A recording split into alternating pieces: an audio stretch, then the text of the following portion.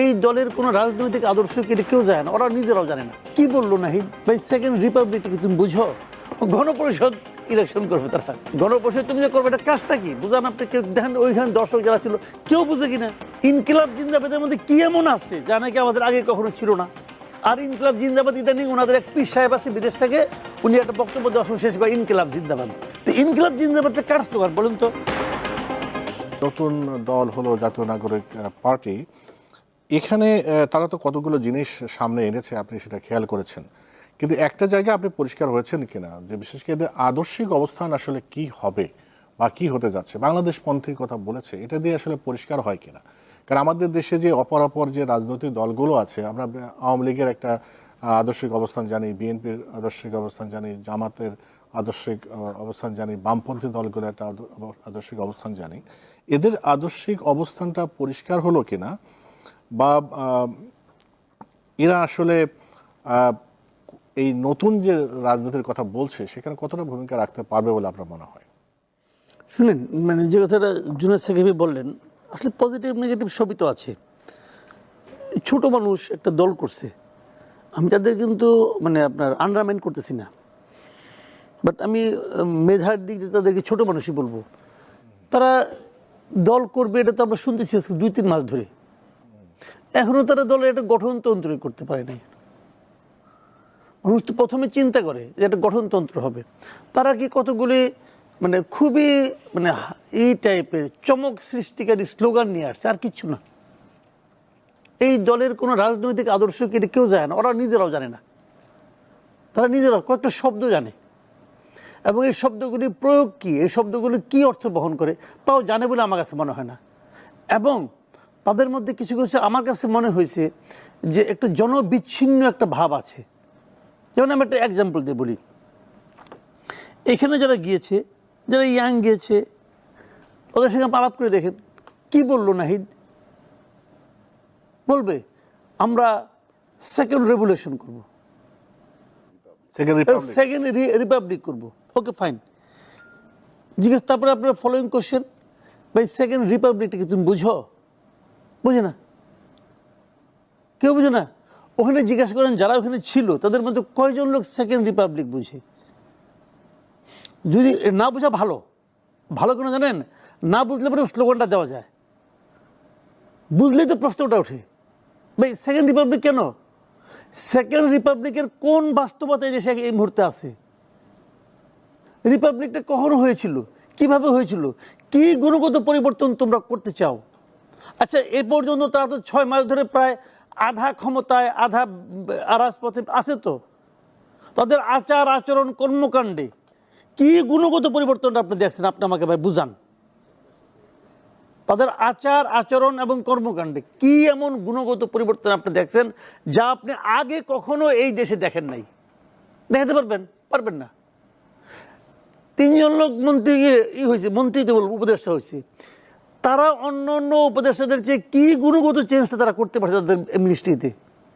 ওদের জীবনযাপনে কি পরিবর্তনটা তারা দেখাতে পারছে? হ্যাঁ, গাড়ির মডেল চেঞ্জ হয়েছে, দামি দামি ব্র্যান্ডের কেটস পরছে, ব্র্যান্ডেড জ্যাকেট পরছে, এগুলো দেখছি, এই তো পরিবর্তন। তো এই পরিবর্তন তো আগে হয়েছে। পরিবর্তনটা কি? What is second Republic?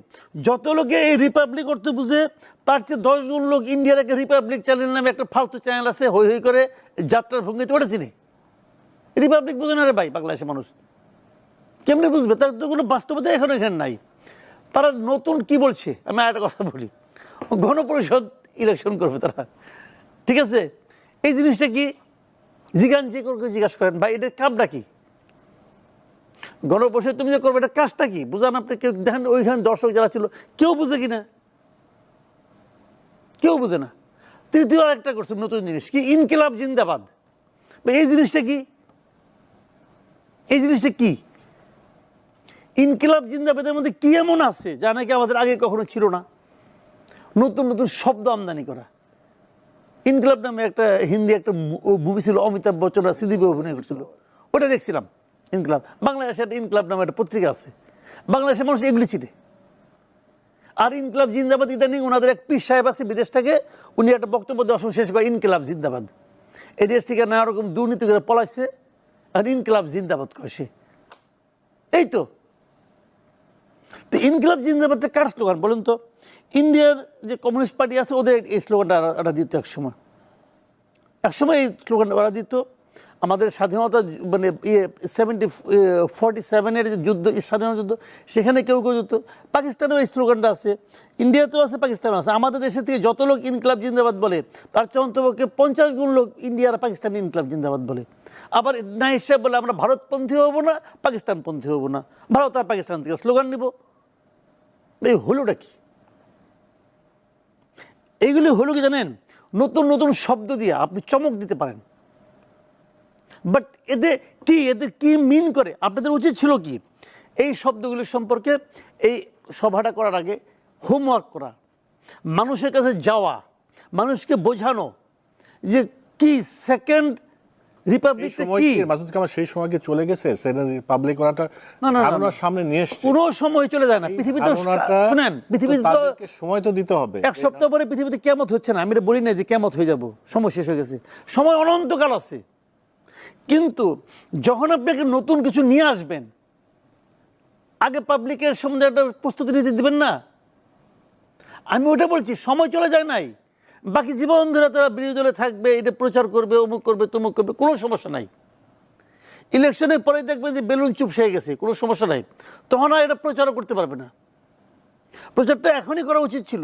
গত কয়েকদিন তারা ফেব্রুয়ারি মাসের সেকেন্ড উইকে দল করার কথা ছিল, সেই দল করতে করতে ফেব্রুয়ারির শেষের দিন করলো, লাস্ট ডে অফ ফেব্রুয়ারি করলো। তো এই কটা দিন তারা কী করছে? খালি নেতা কে হবে এটা ঠিক করার চেষ্টা করছে, খালি নেতাটা কে হবে। এবং সেইটাও করতে যে কম্প্রোমাইজের উপর কম্প্রোমাইজ। আহ্বায়ক, সিনিয়র যুগ্ম আহ্বায়ক, জুনিয়র যুগ্ম আহ্বায়ক নাই, সিনিয়র যুগ্ম আহ্বায়ক, সিনিয়র যুগ্ম সচিব, মানে এইগুলি খালি অ্যাকোমোডেট করার জন্য। এবং তারপর যেটা দ্বারা করাইছে এটা হলো গিয়ে 90% ঢাকা ইউনিভার্সিটি আর বাকিটা অন্য ইউনিভার্সিটি। আমি খুশি হয়েছি, আমি ঢাকা ইউনিভার্সিটির স্টুডেন্ট ছিলাম, এক ধরনের আনন্দ পাইছি যে ঠিক আছে, এই নিয়ে একটা কোটার দিক দিয়ে আমরা এগিয়ে আসছি। আবার এটা কিন্তু কোটা বিরোধী আন্দোলন করছে। তো এইগুলি সব মিলে যেটা হয়েছে, আমাদের দেশের এই দেশের মাটি, এই দেশের মানুষ, এদেশের যে রাজনীতি, তার সব কিছুর প্রভাব এখানে আছে। Nothing new.